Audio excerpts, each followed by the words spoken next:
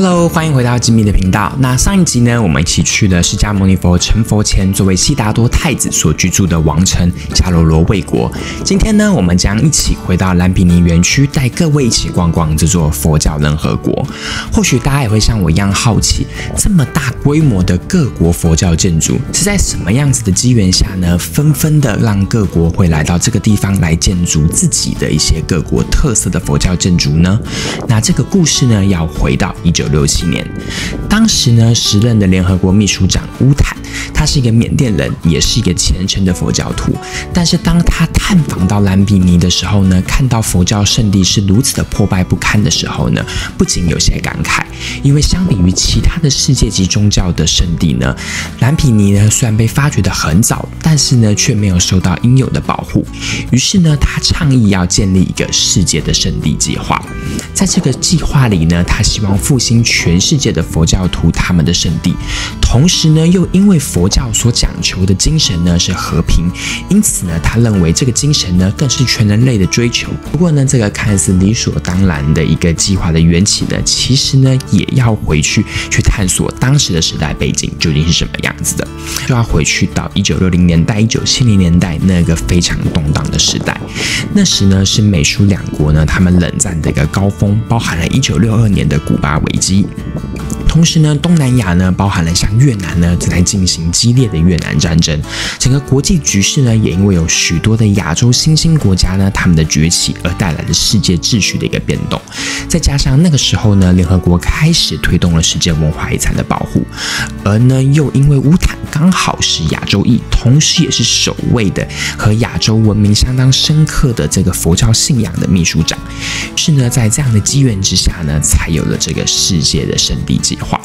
那整个计划的发起呢，最热烈响应的呢，莫过于是地缘上非常接近的一些东南亚国家，一些小乘佛教的国家。现在呢，要带大家看到的呢，就是缅甸的佛寺的。而这个佛寺呢，如果大家去过缅甸，一定一眼就可以看出来，它就是仿照缅甸非常著名的大金塔。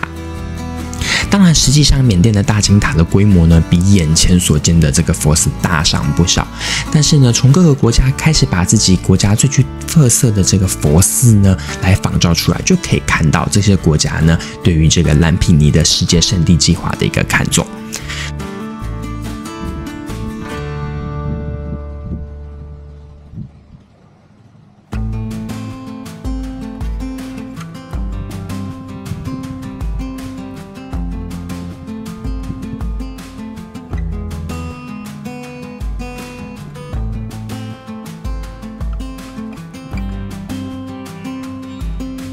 那让我们再往北走一点呢，我们会看到的是另外一个非常具有特色的，那就是柬埔寨寺。那大家一提到柬埔寨呢，第一个马上想到的呢，一定莫过于就是吴哥窟了。那这里的建筑特色呢，也有一部分是参考的吴哥窟，然后呢，再融入了柬埔寨当地的一些佛教建筑的。所以说，我们尤其可以看到它的屋檐啊，然后还有它的整体配色，都是非常的柬埔寨风格的。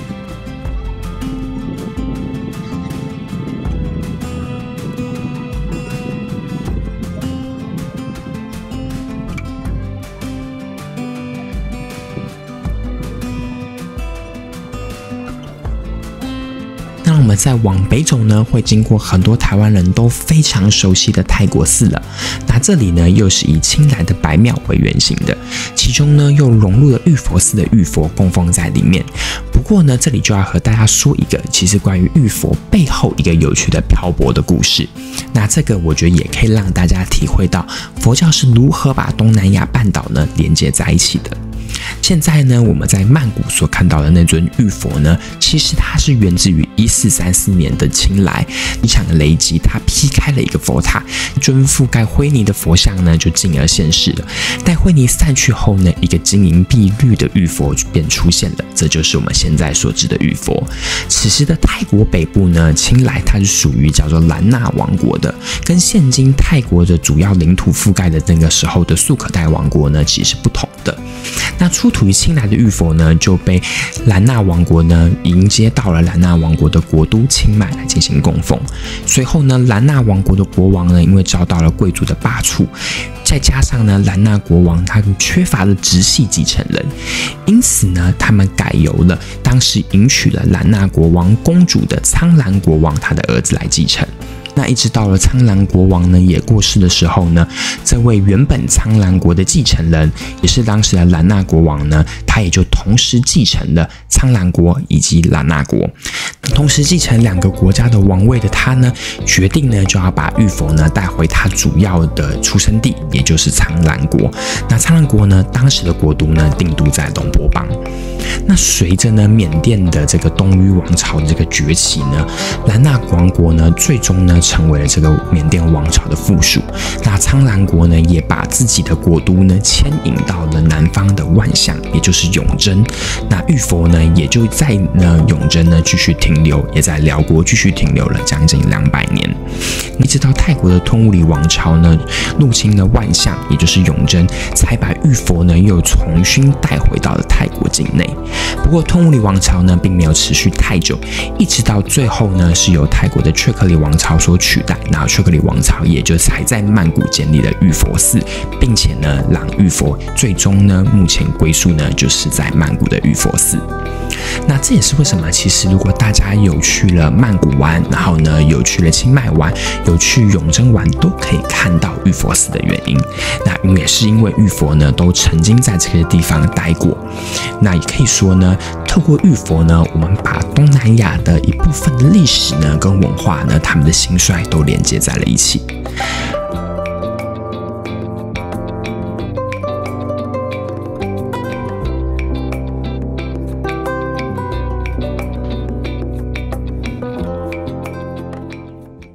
那让我们接下来呢，把视角呢转移到园区的另外一边吧，来去看一下园区里面一个非常高人气的寺庙，那就是中华寺了。有到过中国旅行的朋友呢，一定对于这样的寺庙规制呢，其实不陌生。那就是呢，从山门进入，也就是大门进去之后呢，会先经过一个天王殿。天王殿，我们大家就会看到4大天王嘛，然后还有弥勒佛。接着呢，就是背后的韦陀菩萨。那按照韦陀菩萨手持的这个法器的这个角度呢，我们也可以知道这个寺庙呢，它所对于香客它的一个接待规格会长什么样子。好吧，那接下来呢，就会进入到大雄宝殿了嘛。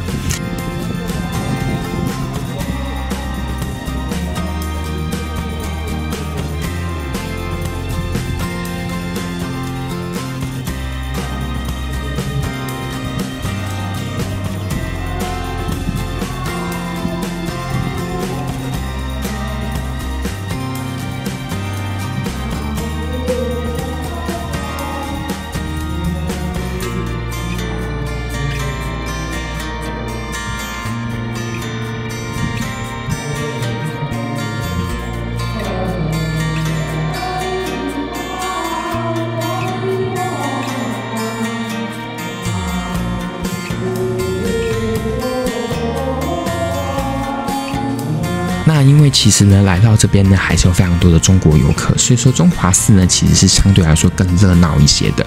不过呢，相对于中华寺的热闹呢，在对面呢，有一个建筑非常高大，而且显得相当气派，但是却稍微比较人间罕至的，那就是韩国寺了。那么从规模呢，还有这些建筑的特色上面呢，其实我们就不难看出呢，有许多的亚洲国家呢，其实真的是深受佛教的一个影响。其实除了这些亚洲国家有在就是蓝比尼这边建立自己的一些特色建筑之外呢，其实有很多的欧洲国家，他们呢也都有属于他们的佛寺在这个地方。不过呢，他们和我们刚刚前面所建造的佛寺有一些比较大的根本的不同，就是这些呢佛寺他们通常是由这些欧洲国家，然后呢他们出资，然后呢来让尼泊尔当地来建立他们的这个佛寺，然后里面营运的人呢其实也已经不是这些出资国了。甚至呢，当我那时候在参观某一个欧洲国家它的佛寺的时候呢，我们就看到了一位小哥，然后呢他看起来就像是大学生嘛，然后呢他也在跟我攀谈聊天的时候呢，就说他是假期的时候呢，然后从印度然后飞来找他的爸爸，那他的爸爸呢便是目前呢协助在营运这间寺庙的人。整个园区内呢还有一个最后一块非常重要的地方，那就是最北边的和平塔。那这个白色偌大的和平塔呢，可以说是蓝毗尼非常重要的地标。基本上呢，我们在蓝毗尼园区里面的各个角落呢，只要大家往北边抬头一看呢，都可以看到这个和平塔。不过呢，实际上要走到这个和平塔呢，这个距离是蛮远的哦。所以说，我建议大家呢，就是如果说真的要在这个园区耗一整天的话嘛呢，还是包一台嘟嘟车在这边闲晃会好一些。那这个和平塔呢，其实是属于日本的这个日莲宗。那其实日莲宗呢，在二战后呢，就在亚洲的各个地区里面呢，在广建和平塔，希望要抚平这个二战后的伤痕，然后也希望告诫世人们呢，要从这个战争中来汲取教训。因此呢，这个精神呢，也和蓝毗尼的这个世界圣地的精神呢，不谋违和哦。然后当时在这边参观的时候呢，我就有一个很有趣的经验可以跟大家分享，就是那时候呢遇到一个当地的尼姑，然后呢他就问我说：“我是不是赶时间啊？”然后那时候回答说：“其实没有很赶时间。”然后他就邀请我加入了晚课。那我觉得这是一个非常有趣且宝贵的经验。那不过呢，当时的经书要么是日文或是罗马拼音，我确实是有些跟不太上了。不过我相信心诚则灵嘛。然后呢，在后来结束晚课的时候，才发现太阳已经快要下山了，但我还没有好好的去把这个世界和平塔来逛一圈。于是呢，尼姑知道我是个旅客，然后呢，而且不是来挂单的，他就让我赶紧呢抓紧时间来，就是去参观一下。然后等到我整个参拜完和平塔后呢，其实那个时候已经有一点要超过他的闭馆时间了。那非常善良的他呢，就在门口就守着我，然后呢帮我把这个大门呢重新打开。然后而且呢，他也担心，就是因为夜太黑了嘛，那时候已经有点晚了。那这个蓝毗尼的园区里面呢，基本上晚上的时候，虽然还是有一些路灯，但是呢，整体还是偏暗的。所以说，他就先问我说：“是不是愿意先留宿一晚？”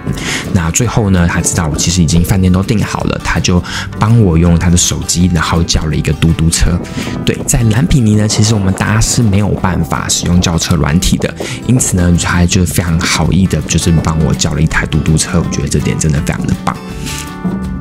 那我想这可能就是一些旅行的惊喜吧，就是总是会有突然间收获一些比较难得的体验，然后呢也可以感受到人们的一些温柔跟善意，我觉得真的蛮不错的。好啦，那整个蓝毗尼的旅程呢，基本上就到这边。我觉得蓝毗尼绝对是尼泊尔旅游的一个不可错过的重中之重哦。它承载的呢是世界文明、世界宗教的一个重要起源。但是呢，如果大家要来到这个地方，我觉得还是有几个注意事项要分享给大家。首先，第一个呢，就是请记得一定要搭乘一个叫做佛祖航空，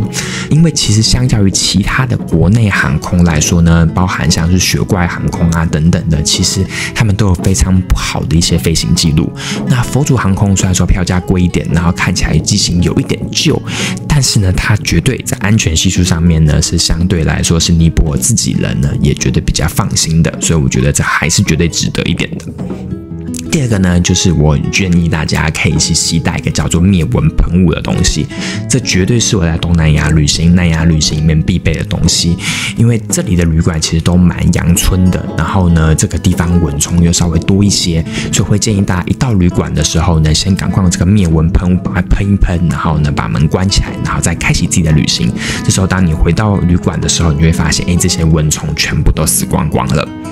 好，第3个呢是我觉得泡面跟肠胃药要准备好。这里的食物呢，相比于尼泊尔的这个加德满都，或是接下来我们要去的博卡拉呢，它就更加接地气了。加上苍蝇是真的是到处飞，因此建议如果平常可能我觉得肠胃比较敏感的朋友呢，肠胃药一定要准备好。不然的话嘛，其实我觉得大家来这边就待个2、3天嘛，其实带碗泡面然后来硬扛过去也不是不行的。那第4点呢，就是生理时钟上面呢，可能希望大家尽量调一下，毕竟这个地方是佛门圣地嘛，整个城市呢都是比较偏向早睡早起的这个 vibe 哦，所以说呢，大家的作息都很健康，然后天色暗下来之后呢，就会瞬间暗下来非常多，就会很黑，然后这边的路灯也没有照这么的多，所以说呢，晚上呢其实也没有什么好在外面逗留的啦，对，然后很多餐厅呢也是一早呢它就打烊了，所以建议大家呢就是来到这边呢就早睡早起吧。